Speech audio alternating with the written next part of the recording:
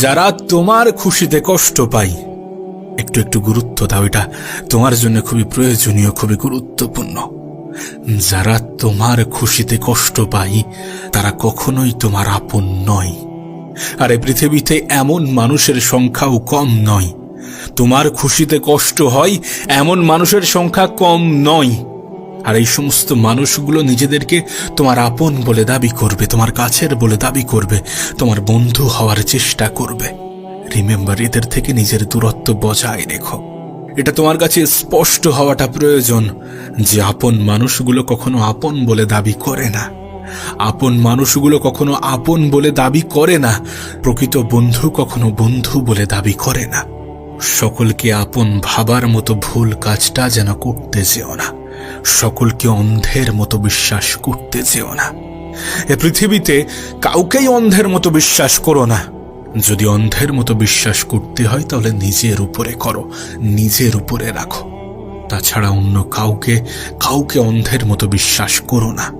এমন হাজারো ঘটনা আছে, এমন লাখো ঘটনা আছে, এমন কোটি কোটি ঘটনা আছে যেখানে প্রতিজ্ঞাটা অনেক দৃঢ় ছিল, অনেক মজবুত ছিল, তারপরেও সেই প্রতিজ্ঞা ভঙ্গ হয়েছে। এমন হাজারো ঘটনা ঘটেছে যারা কথা দিয়েও কথা রাখেনি। এমন ঘটনা তোমার সাথেও ঘটতে পারে, ঘটে থাকে প্রতিটা মানুষের জীবনে। আমি তো মনে করি দু একবার আমাদের জীবনেও এমন কিছু ঘটা উচিত যাতে আমরা শিখতে পারি যে কাউকে অন্ধের মতো বিশ্বাস করা উচিত নয়, কাউকে নিজের থেকে বেশি আপন ভাবা উচিত নয়। আমি বলবো না যে তুমি ভুল, কিন্তু তোমার সময় তোমাকে অনেক কিছু শেখাবে। সঠিক সময়ের অপেক্ষা করো। খারাপ সময় তোমাকে এমন কিছু মেসেজ দেবে, এমন কিছু শিক্ষা দেবে যেটা তোমার জীবন পাল্টে দিতে পারে, যেটা তোমার জীবন সম্পূর্ণরূপে বদলে দিতে পারে। তাই প্রতিটা মানুষের জীবনে খারাপ সময় আসাটাও জরুরি, কিছু অভাব থাকাটাও জরুরি। কারণ অভাব দেখলে মানুষ স্বভাব পরিবর্তন করে ফেলে। যখন তোমার অভাব থাকবে তখন তোমার পাশে কেউ থাকবে না, এটাকে অ্যাকসেপ্ট করো। তোমার খারাপ সময়ে মানুষ তোমার পাশে থাকতে চাইবে না, এটাকে অ্যাকসেপ্ট করো। যদি সত্যি খারাপ সময়ে কিছু মানুষ সঙ্গ দেয় তাহলে ভালো সময় তাদেরকে ভুলে যেও না। সাধারণত কি ঘটে জানো?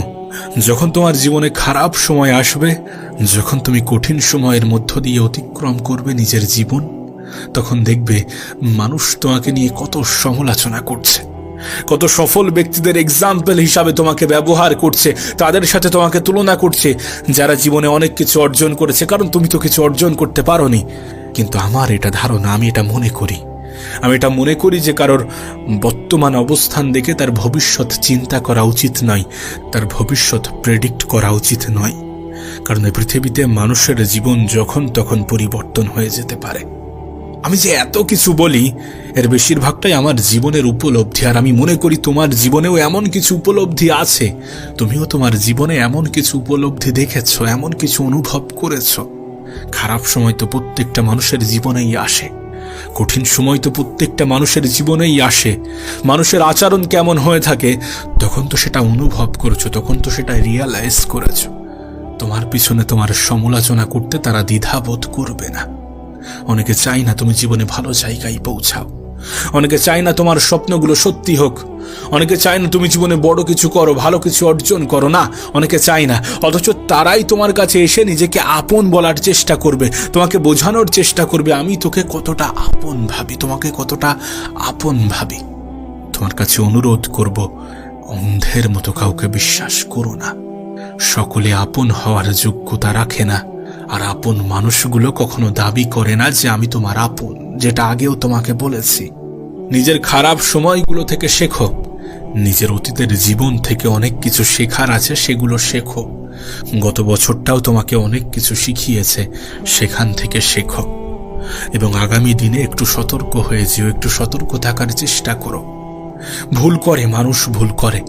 আমরা ভুল করি বলেই তো এগুলোকে অনুভব করেছি, উপলব্ধি করেছি, অনুভব হয়েছে, উপলব্ধি হয়েছে। কিন্তু ভুল থেকে শিক্ষা নেওয়াটা প্রয়োজনীয়, ভুল থেকে শিক্ষা নেওয়াটা গুরুত্বপূর্ণ। নিজের ভুলগুলো থেকে শেখো এবং জীবনে একই ভুল দ্বিতীয়বার রিপিট করো না। মনে রেখো, জীবনের প্রত্যেকটা পদক্ষেপে, জীবনের প্রত্যেকটা সময়ে তোমাকে সকলে বোঝাতে আসবে না।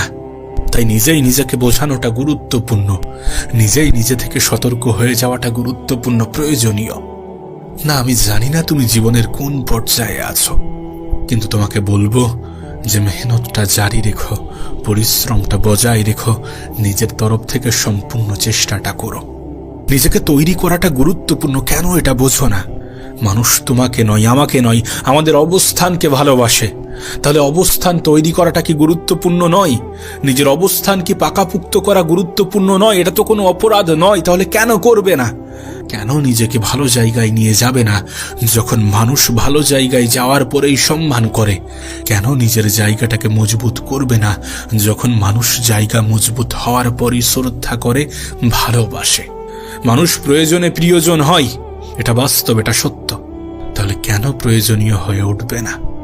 আর এটা মনে রেখো, তুমি যখন মেহনত করবে তখন কেউ সেটা দেখবে না।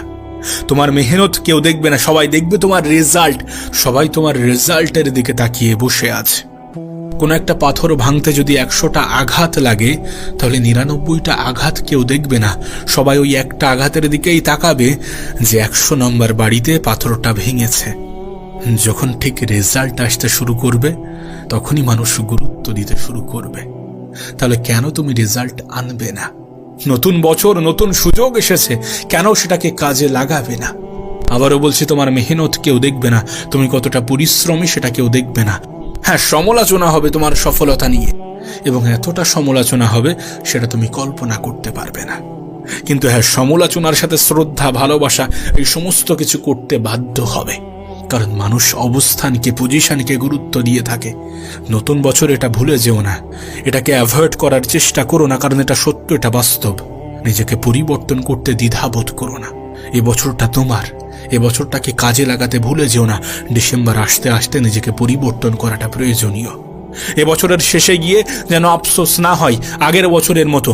এ বছরটা তোমার হবে যদি তুমি মেহনত করো, যদি তুমি চেষ্টা করো, যদি তুমি নিজের তরফ থেকে সম্পূর্ণ চেষ্টা করো। আর নিজের তরফ থেকে চেষ্টা করাটা প্রয়োজনীয়, নিজের তরফ থেকে চেষ্টা করাটা গুরুত্বপূর্ণ, অপরিহার্য।